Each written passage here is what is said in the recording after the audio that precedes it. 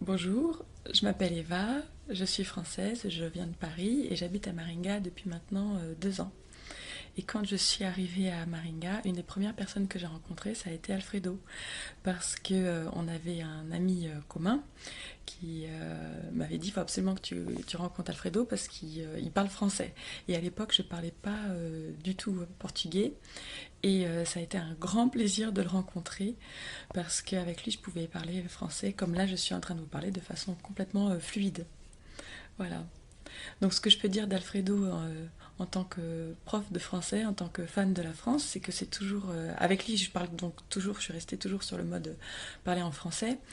Et il est toujours intéressé pour apprendre des nouvelles choses sur la France, découvrir des vidéos, connaître des artistes. Donc on a eu l'occasion de faire plusieurs choses, de m'interviewer en français, dans l'idée de faire une vidéo pour les Brésiliens qui veulent mieux connaître la France et qui pour donner envie aux Brésiliens d'apprendre le français. Ce qu'on a fait aussi, on a eu l'occasion de faire des chansons, d'apprendre ensemble des chansons françaises et de les chanter.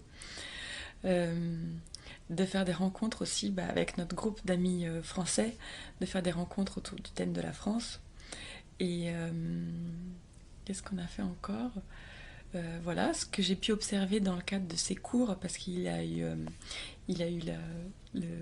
la gentillesse de m'inviter pour participer à ses cours. Voilà, ce que j'ai pu observer dans le cadre de ses cours, parce il a eu la gentillesse de m'inviter pour participer à ses cours et rencontrer ses élèves. Pour moi, ça a été un grand plaisir de rencontrer des Brésiliens qui étaient intéressés par la France. J'aurais pas imaginé qu'il y avait tant de personnes qui étaient intéressées par le français et la France. Et j'ai pu voir En fait, une des choses que j'aime beaucoup chez lui, c'est sa bonne énergie. Toujours une bonne énergie, toujours disponible.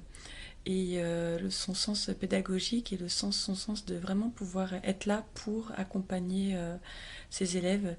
Donc voilà, j'ai vu qu'il avait beaucoup de patience et vraiment ce sens-là d'être là pour son élève, pour l'accompagner. Voilà,